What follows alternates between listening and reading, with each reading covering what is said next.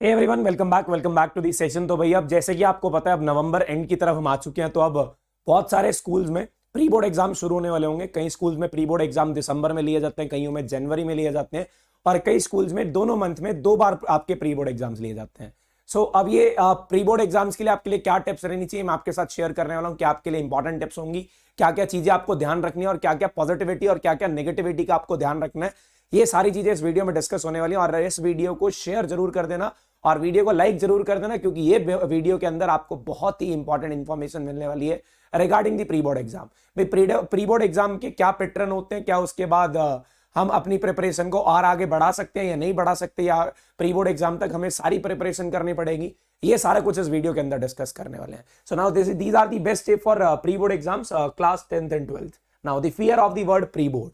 ये pre board एक ऐसा वर्ड है जो हमारी धड़कनों को बढ़ा देता है, क्योंकि यार प्री बोर्ड होने वाले होते हैं तो हमें ये लगता है बोर्ड बहुत नजदीक आ चुके हैं, लेकिन एक्चुअली अगर देखा जाए तो बोर्ड एग्जाम बहुत नजदीक आ चुके हैं। अब लगभग 2 से ढाई महीने या 3 महीने लगा के चले तो 3 महीने आपके लिए पड़े हैं जहां पे आपके बोर्ड एग्जाम शुरू होने वाले हैं।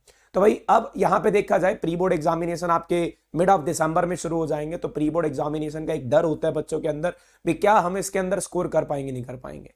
और फिर या स्कूल वालों की तरफ से भी बहुत ज्यादा प्रेशर होता है भी, अगर आप प्री बोर्ड एग्जाम में स्कोर नहीं करोगे तो आपके बोर्ड एग्जाम में नंबर नहीं आएंगे, या फिर प्री बोर्ड एग्जाम में स्कोर नहीं करोगे तो आपका बोर्ड एग्जाम में बैठना मुश्किल हो जाएगा। लेकिन ये सारी सिर्फ कही हुई बातें हैं। अगर आपका प्री बोर्ड एग्जाम में नंबर कम आता है तो इसका ये मतलब नहीं है भी आपके बोर्ड एग्जाम्स में भी मार्क्स कम आने वाले हैं।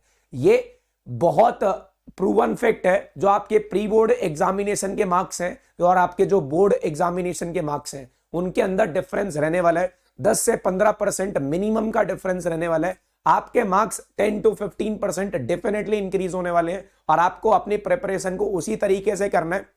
मान लो यार अगर मैंने भी प्री बोर्ड एग्जाम दिए थे ना, तो मेरे भी उतने, मतलब मेरे जो बोर्ड एग्जाम के मार्क्स थे और प्री बोर्ड के जो मार्क्स थे उसके अंदर 15% का डिफरेंस था। मतलब मेरे बोर्ड के अंदर जाके 15% मार्क्स बढ़े थे।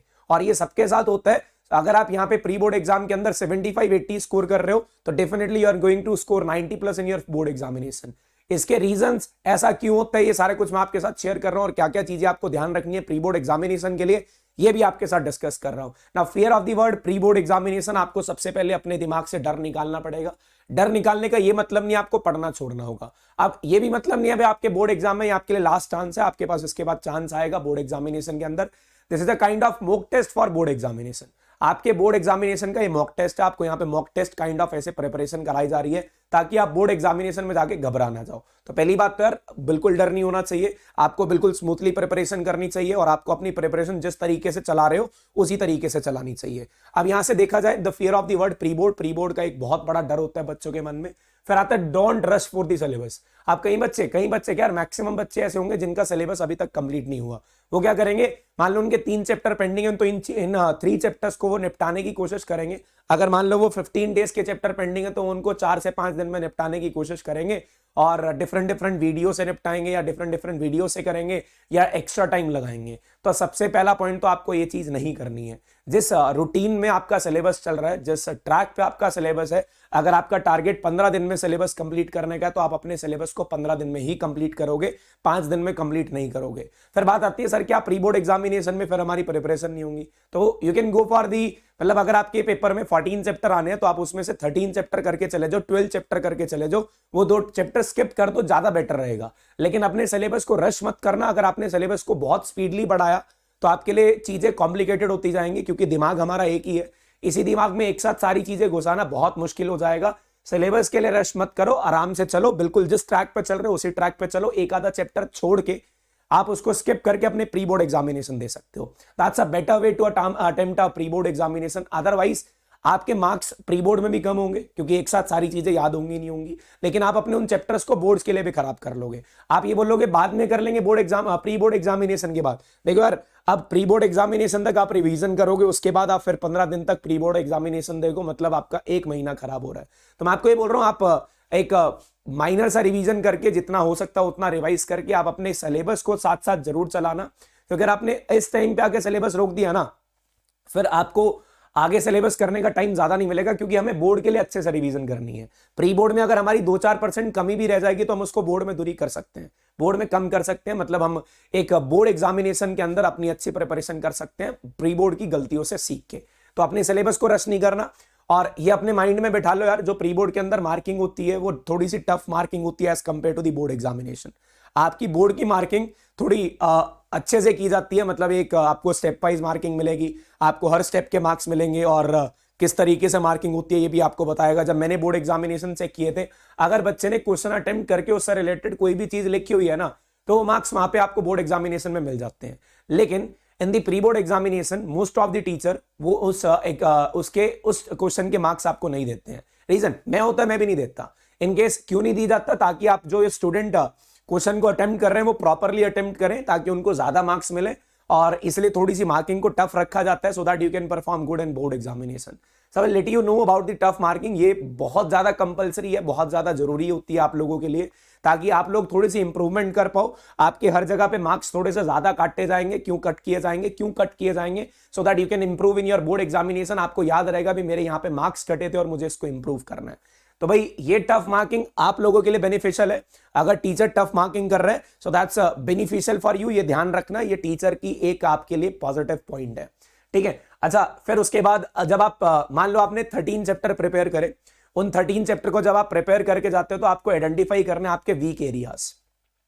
मतलब क्या आप पेपर को टाइम पे कंप्लीट नहीं कर पा रहे हो, या आपको क्वेश्चन समझ नहीं आ रहे हैं, या फिर आपको क्वेश्चंस करने के बाद उनके बाद न्यूमेरिकल सॉल्व कर रहे हो, न्यूमेरिकल में दिक्कत आ रही है, डेरिवेशन पोर्शन में दिक्कत आ रही है, क्वेश्चन सॉल्विंग प्रोसेस में दिक्कत आ रही है, स्टेप्स में दिक्कत आ रही है। आपको आइडेंटिफाई करने आपके वीक एरियाज। और आप अपने वीक एरियाज को आइडेंटिफाई कैसे करोगे? जस्ट एक ही प्रोसेस होता है, और अपने वीक एरियाज को आइडेंटिफाई करने का आपको सेल्फ इवेल्युएशन करनी है। आप जब पेपर दे के आओगे तो आपको इवेल्युएट करना भी मेरी मिस्टेक्स कहां पे हुई, मैंने कहां पे कमी छोड़ दी, और मेरी क्या कमियां थी, मुझे उसको रेक्टिफाई करना और उसको जल्दी से खत्म करना है। So that is the weak area आपको जो आइडेंटिफाई करने हैं, और उनको आइडेंटिफाई करने के बाद उनको ठीक करने की कोशिश करनी है। बेसिकली प्री बोर्ड एग्जामिनेशन इसीलिए लिए जाते हैं, ताकि आप अपने वीक एरियाज को खत्म करके उसके ऊपर अपनी कमांड बना पाओ और अपने बोर्ड एग्जामिनेशन के अंदर एक अच्छा स्कोर कर पाओ।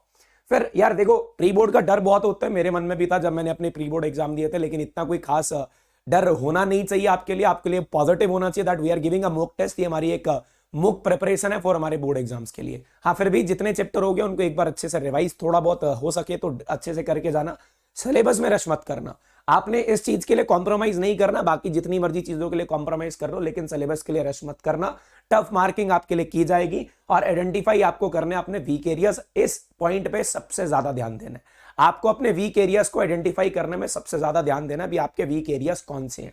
फिर उसके बाद यार जब आप अपने बोर्ड एग्जामिनेशन दिया होगे ना, अब यार ऐसा तो है नहीं ना हर प्लेयर हर मैच में सेंचुरी कर रहा है, हर प्लेयर हर मैच में 5 से 6 विकेट ले रहा है। यार हर पेपर में 100 स्कोर करना, 95 स्कोर करना, 95 प्लस स्कोर करना इजी नहीं है। तो आपको ये नेगेटिविटी नहीं लेके आनी है भाई हमारे फिजिक्स में मार्क्स नहीं आए, हमारे मैथ्स में मार्क्स नहीं आए, हमारे अकाउंट्स में मार्क्स नहीं आए, हमारे बीएसटी में मार्क्स नहीं आए, या डिफरेंट सब्जेक्ट्स में मार्क्स नहीं आए।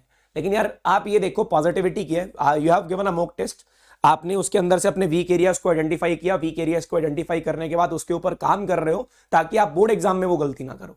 सो दैट इज अ पॉजिटिविटी। आपको नेगेटिव पॉइंट्स को हटाना है, नेगेटिविटी नहीं होनी चाहिए, मोटिवेशन होना चाहिए। वो मोटिवेशन कहां से आएगा? आपके कम मार्क्स आपका मोटिवेशन होने चाहिए दैट मेरे अब 70 में से 50 मार्क्स आए, मेरे को मोटिवेट रहना और मुझे इसको 70 में से 65 प्लस करना है। So these are the kind of things you need to remember for the pre boards, ताकि आप प्री बोर्ड एग्जामिनेशन से डीमोटिवेट होकर अपने बोर्ड एग्जाम्स के रिजल्ट को इफेक्ट मत करो। मैं ये वीडियो क्यों बना रहा हूं? क्योंकि यार वीडियो बनाने का रीजन यही है, मैं क्या देखता हूं बच्चे प्री बोर्ड एग्जामिनेशन के लिए इतना टेंस हो जाते हैं यार, अपनी बोर्ड एग्जाम्स को भूल जाते हैं। They keep on focusing on that pre board examination, अपने सिलेबस को भूल के प्री बोर्ड की प्रिपरेशन कर रहे हैं। भाई पहले सिलेबस करना है, हमारा मेन टारगेट बोर्ड है, प्री बोर्ड नहीं है, ठीक है। हमें बोर्ड्स को टारगेट करना है, क्योंकि मार्क्स जो होंगे वो आपके प्री बोर्ड के काउंट नहीं होंगे, वो आपके बोर्ड्स के काउंट होंगे। So that's are the tips for the pre board examination. आपको इन चीजों का ध्यान रखना है। Keep sharing the videos, keep loving Radhika Classes, और इनको शेयर कर दो, वीडियो को लाइक कर देना। और सब बहुत जल्दी हमारी सीरीज शुरू होने वाली है, आज वेव ऑप्टिक्स के वन शॉट के साथ मिलेंगे। Thank you so much, keep sharing the videos, channel को सब्सक्राइब कर देना, वीडियो को लाइक कर देना। Thank you.